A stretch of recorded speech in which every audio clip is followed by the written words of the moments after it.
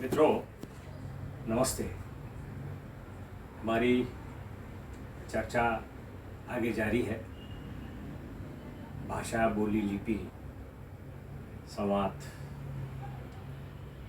ये इसमें पिछले वीडियो आप सब देख चुके हो।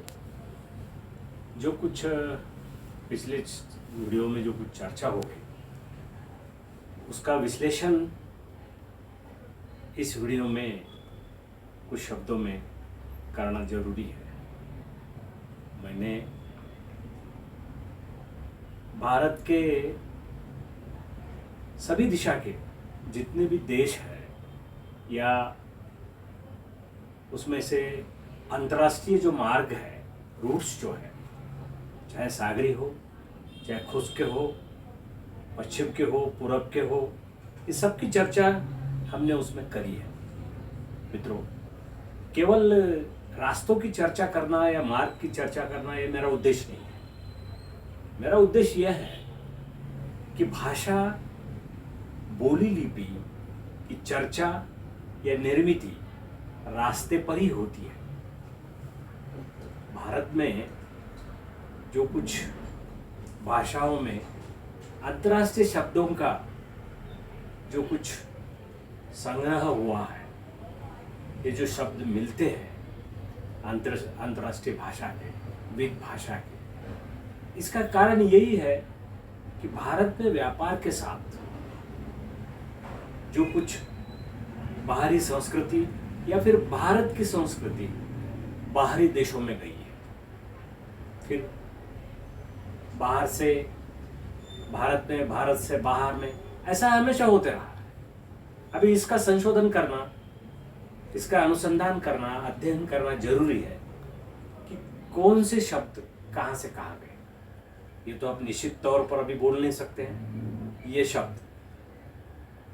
अभी जब हमने पूरब की चर्चा करी, पूरब में जो कुछ हमारा संस्कृति का चिन्ह मिलता है, चाहे कंबोडिया हो, लाओस हो, इंडोनेशिया हो, म्यांमार हो, सिंगापुर हो, यहाँ हमारे जो कुछ शब्द या फिर संस्कृति या शब्दों का उच्चारण, स्वरघात, स्वर, ये इसमें जो कुछ उच्चारण अलग अलग इससे दिखता है, उसमें विविधता है। लेकिन ये भारतीय संस्कृति से जुड़े हुए ये बोली और वहाँ की लिपि, इसका संबंध है। चाहे तेलुगु हो, मलयालम हो, तमिल हो, इन भाषाओं के साथ, या फिर मोडी हो, जो महाराष्ट्र, गुजरात क्षेत्र में, तेलंगाना में मोडी का कुछ समय तक उसकी उपयोगिता रही। कुछ रिकॉर्ड्स, अभिलेख अभी भी मोडी में हमें मिलते हैं। मित्रों, ये भाषा, बोली, लिपि के हद तक पूरब का अगर हम अनुसंधान करें, कुछ संशोधन करें, तो बहुत कुछ खजाना हमें मिल रहा है। कंबोडिया के अंकरकोट मंदिर, रामायण महाभारत की इंडोनेशिया में चर्चा, शिवा के मंदिर, लाओस का शिवा का मंदिर, इस शिवा के मंदिर के बारे में भारत से आर्थिक सहायता दी गई है, एक सांस्कृतिक चिन्ह है। मित्रों, पिछले वीडियो में जो उल्लेखित हुआ कि जो पूरब का एक महामार्ग, ये रूट्स भारत से और बाईपास से जुड़कर सिंगापुर, मलेशिया तक जा रहा है, आखिरी इंडोनेशिया तक पहुंचाने का। इंडोनेशिया जो थोड़ा सा टापू का क्षेत्र होने की वजह से वहाँ ये महामार्ग किस तरफ वहाँ पहुँच सकता है, इसकी चर्चा हम नहीं करेंगे। लेकिन एक अभी तो रिकॉर्ड के ऊपर है, चर्चा भी है कि वहां तक रास्ता जाने वाला है। इस रास्ते के जो संबंध है एक संस्कृति से जुड़ा है। चाइना से निकलने वाली एक बड़ा नद, एक बड़ा रिवर, मैंगो रिवर, जो वहाँ के लिए गंगा है, वो जैसे हमारे लिए हमारी गंगा है। इसी बेसिन से, इसी वादियों से जितने भी म्यांमार से लेकर लाओस हो, सिंगापुर हो, थाईलैंड हो, मलेशिया हो, इस देशों के संबंध एक साथ एक ही माला में पिरोने की व्यवस्था इस महामार्ग से, रूट से हो सकती है। इसके लिए यूएन से, वर्ल्ड बैंक से जो कुछ सहायता मिल रही है, भारत भी उसमें एक सम्मिलित है सहकारिता के लिए, जिसका आसिया के सभी देशों के लिए व्यापार के इसमें या दुनिया के लिए इस रास्ते का संबंध हो सकता है। अभी हम ये सोचेंगे कि व्यापार करते समय वहाँ की जो दिक्कतें हैं वो भाषा से ही संबंधित होगी, समस्याएं होगी, तो वो वहाँ तक कुछ अनुवादित भाषा या भाषा के जो कुछ साहित्य है व्यापार के लिए जो उपयुक्त रहेंगे, जो प्रिंट मीडिया का हो, डिजिटल मीडिया का हो, वो उपलब्ध हो सकता है।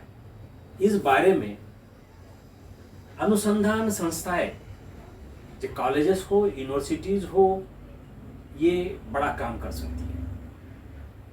मित्रों, ऐसे कुछ शब्द हैं उनके अल्फाबेट में सभी जो पूर्व की भाषाएं हैं या लिपियों में, ये लिपि का संबंध भारतीय संस्कृति से इतना जुड़ा है कि मैं मानता हूँ, मेरा एक निश्चित इसके ऊपर मैं पहुंच रहा हूँ प्राथमिक तौर पर, कि ये भारत से वहाँ ये बहुत सारा कुछ साहित्य गया है। कुछ ये सालों से समझ लीजिए 1500-2000 का समय चला हुआ होगा व्यापार के साथ का।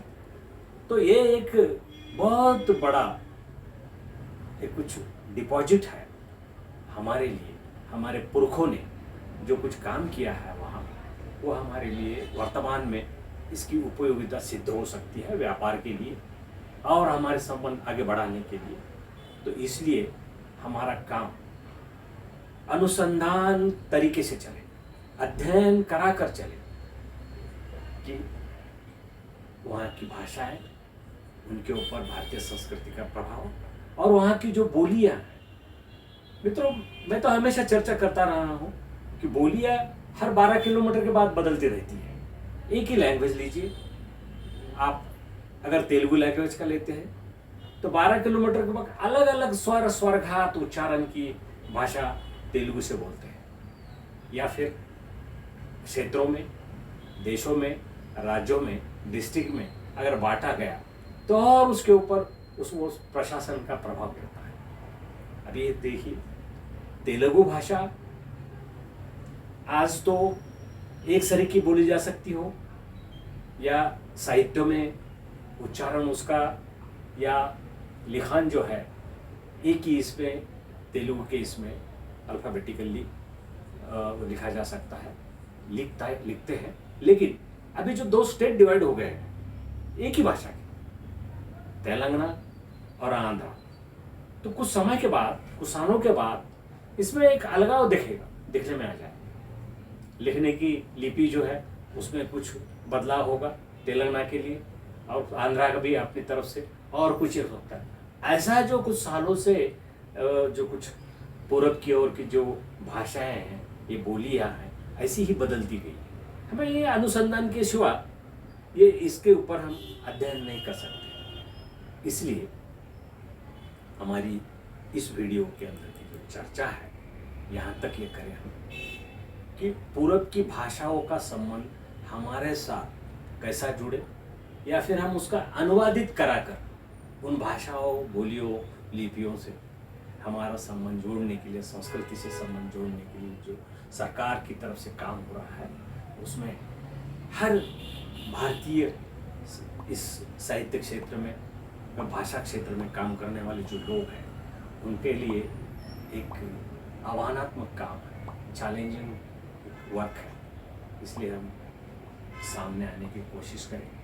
बस मैं इस वीडियो में इतना एक आपके साथ चर्चा कराकर, संवाद कराकर मित्रों, मैं एक विराम लेने से पहले आपको मेरा अगला वीडियो आप तक पहुंचने के लिए इस एक सब्सक्राइब करें, जिससे मैं आपका मेरा अगला वीडियो आप तक पहुंचा सकता हूँ। धन्यवाद। किटी मित्रों, मेरा अगला वीडियो आप तक पहुंचने के लिए आप इस वीडियो को आप सब्सक्राइब करें, जिससे आपके लिए सुविधा उपलब्ध हो सकती है। धन्यवाद।